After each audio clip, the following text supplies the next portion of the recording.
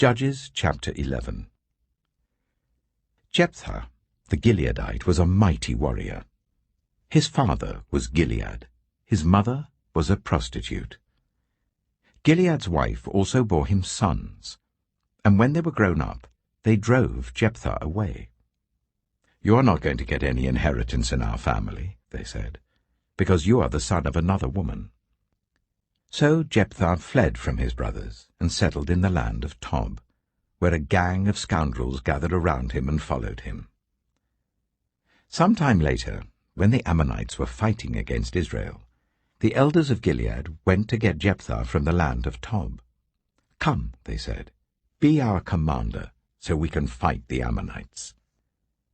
Jephthah said to them, "Didn't you hate me and drive me from my father's house? Why do you come to me now when you are in trouble?"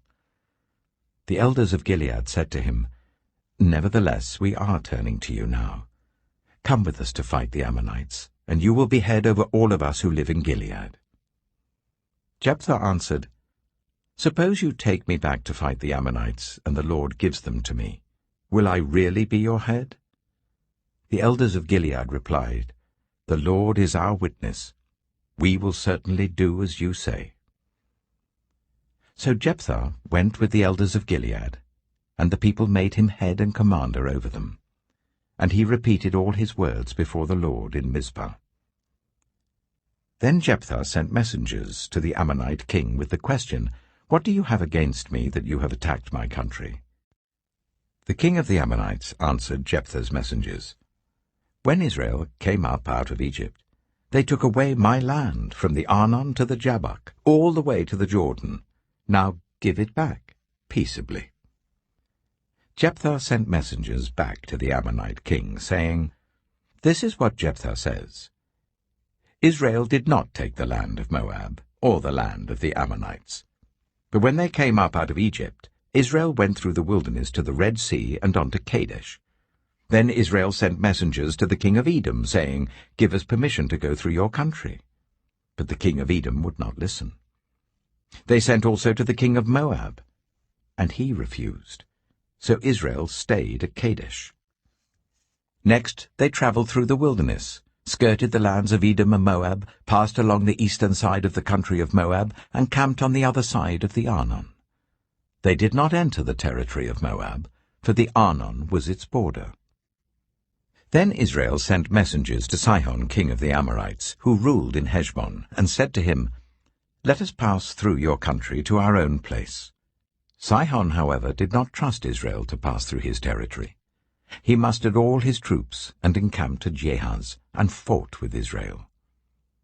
Then the Lord, the God of Israel, gave Sihon and his whole army into Israel's hand, and they defeated them. Israel took over all the land of the Amorites who lived in that country, capturing all of it from the Arnon to the Jabbok, and from the desert to the Jordan. Now since the Lord, the God of Israel, has driven the Amorites out before his people, Israel, what right have you to take it over? Will you not take what your god, Chemosh, gives you? Likewise, whatever the Lord our God has given us, we will possess. Are you any better than Balak, son of Zippor, king of Moab? Did he ever quarrel with Israel or fight with them? For 300 years Israel occupied Heshbon, Aroer, the surrounding settlements, and all the towns along the Arnon. Why didn't you retake them during that time?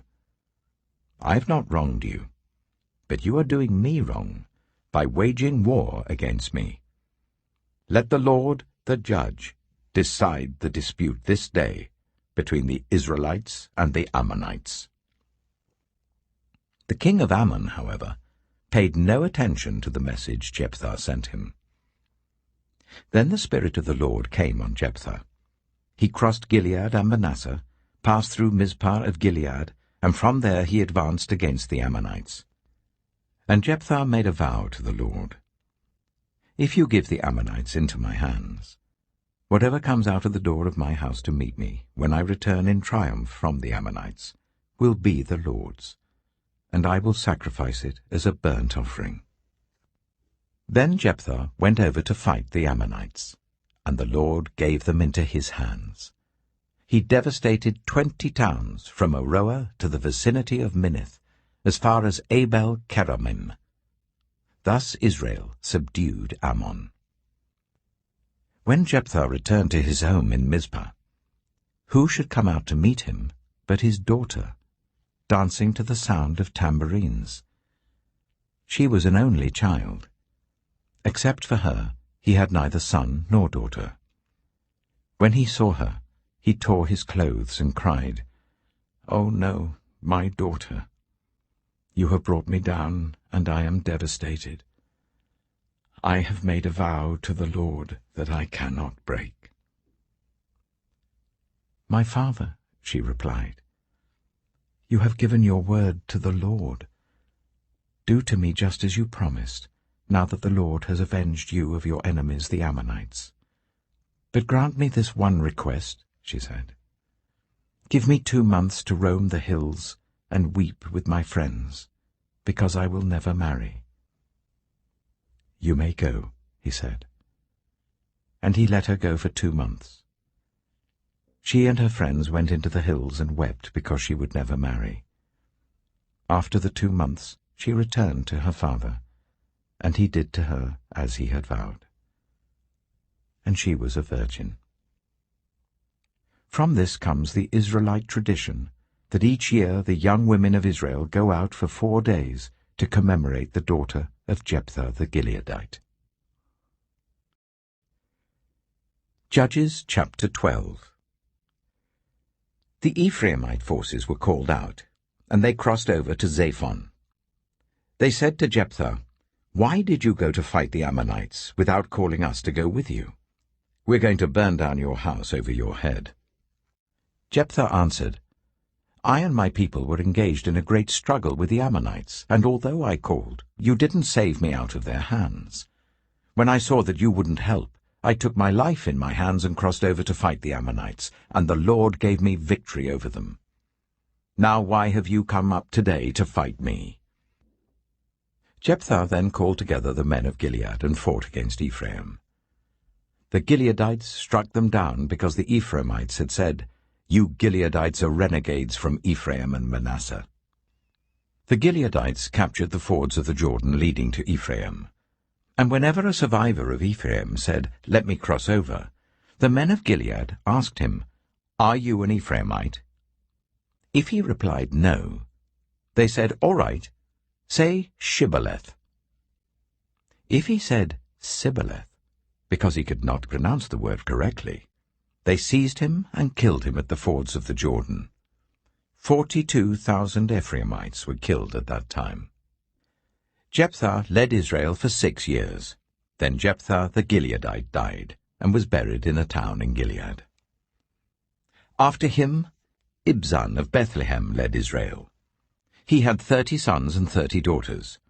He gave his daughters away in marriage to those outside his clan, and for his sons he brought in 30 young women as wives from outside his clan.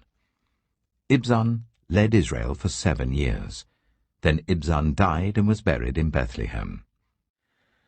After him, Elon the Zebulunite led Israel for 10 years. Then Elon died and was buried in Ajalon, in the land of Zebulun.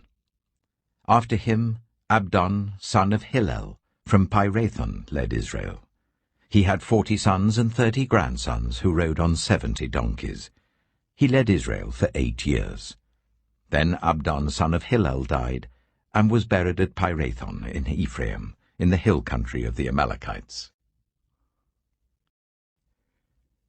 Judges chapter 13. Again the Israelites did evil in the eyes of the Lord, so the Lord delivered them into the hands of the Philistines for 40 years. A certain man of Zorah, named Manoah, from the clan of the Danites, had a wife who was childless, unable to give birth. The angel of the Lord appeared to her and said, "You are barren and childless, but you are going to become pregnant and give birth to a son. Now see to it that you drink no wine or other fermented drink, and that you do not eat anything unclean. You will become pregnant, and have a son whose head is never to be touched by a razor, because the boy is to become a Nazirite, dedicated to God from the womb. He will take the lead in delivering Israel from the hands of the Philistines." Then the woman went to her husband and told him, "A man of God came to me. He looked like an angel of God, very awesome. I didn't ask him where he came from, and he didn't tell me his name. But he said to me, 'You will become pregnant and have a son. Now then, drink no wine or other fermented drink, and do not eat anything unclean, because the boy will be a Nazirite of God from the womb until the day of his death.'" Then Manoah prayed to the Lord, "Pardon your servant, Lord. I beg you to let the man of God you sent to us come again, to teach us how to bring up the boy who's to be born." God heard Manoah, and the angel of God came again to the woman while she was out in the field, but her husband Manoah was not with her. The woman hurried to tell her husband, "He's here, the man who appeared to me the other day." Manoah got up and followed his wife. When he came to the man, he said, "Are you the man who talked to my wife?" "I am," he said. So Manoah asked him, "When your words are fulfilled, what is to be the rule that governs the boy's life and work?" The angel of the Lord answered, "Your wife must do all that I have told her. She must not eat anything that comes from the grapevine, nor drink any wine or other fermented drink, nor eat anything unclean. She must do everything I have commanded her." Manoah said to the angel of the Lord, "We would like you to stay until we prepare a young goat for you." The angel of the Lord replied, "Even though you detain me, I will not eat any of your food. But if you prepare a burnt offering, offer it to the Lord." Manoah did not realize that it was the angel of the Lord. Then Manoah inquired of the angel of the Lord, "What is your name, so that we may honor you when your word comes true?" He replied, "Why do you ask my name? It is beyond understanding." Then Manoah took a young goat, together with the grain offering, and sacrificed it on a rock to the Lord. And the Lord did an amazing thing while Manoah and his wife watched. As the flame blazed up from the altar towards heaven, the angel of the Lord ascended in the flame. Seeing this, Manoah and his wife fell with their faces to the ground. When the angel of the Lord did not show himself again to Manoah and his wife, Manoah realized that it was the angel of the Lord. "We are doomed to die," he said to his wife. "We have seen God." But his wife answered, "If the Lord had meant to kill us, he would not have accepted a burnt offering and grain offering from our hands, nor shown us all these things, or now told us this." The woman gave birth to a boy and named him Samson. He grew, and the Lord blessed him. And the Spirit of the Lord began to stir him while he was in Mahaneh-dan, between Zorah and Eshtaol. Judges chapter 14. Samson went down to Timnah, and saw there a young Philistine woman. When he returned, he said to his father and mother, "I have seen a Philistine woman in Timnah. Now get her for me as my wife." His father and mother replied, "Isn't there an acceptable woman among your relatives or among all our people? Must you go to the uncircumcised Philistines to get a wife?" But Samson said to his father, "Get her for me. She's the right one for me." His parents did not know that this was from the Lord, who was seeking an occasion to confront the Philistines, for at that time they were ruling over Israel. Samson went down to Timnah together with his father and mother. As they approached the vineyards of Timnah, suddenly a young lion came roaring towards him. The Spirit of the Lord came powerfully upon him, so that he tore the lion apart with his bare hands, as he might have torn a young goat. But he told neither his father nor his mother what he had done. Then he went down and talked with the woman, and he liked her. Some time later, when he went back to marry her, he turned aside to look at the lion's carcass, and in it he saw a swarm of bees and some honey. He scooped out the honey with his hands and ate as he went along.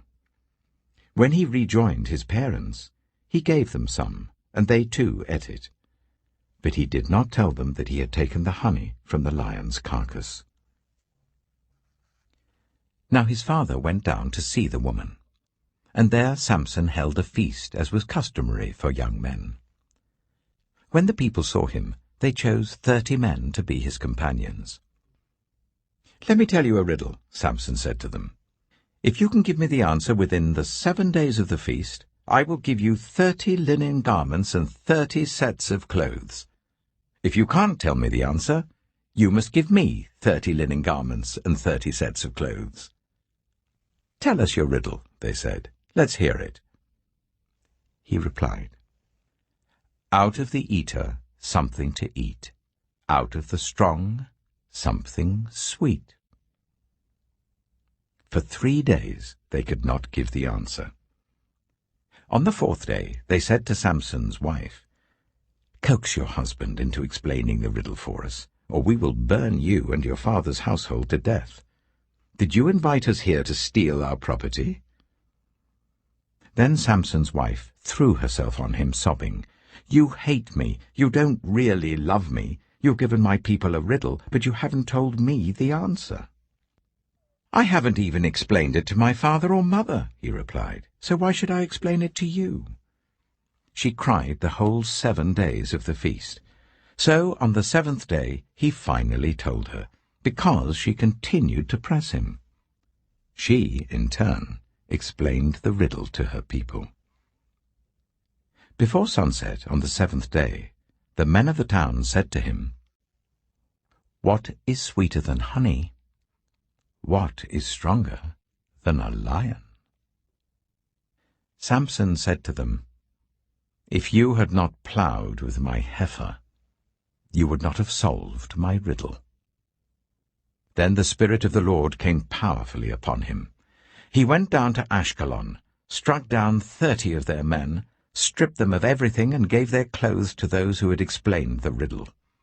Burning with anger, he returned to his father's home, and Samson's wife was given to one of his companions who had attended him at the feast.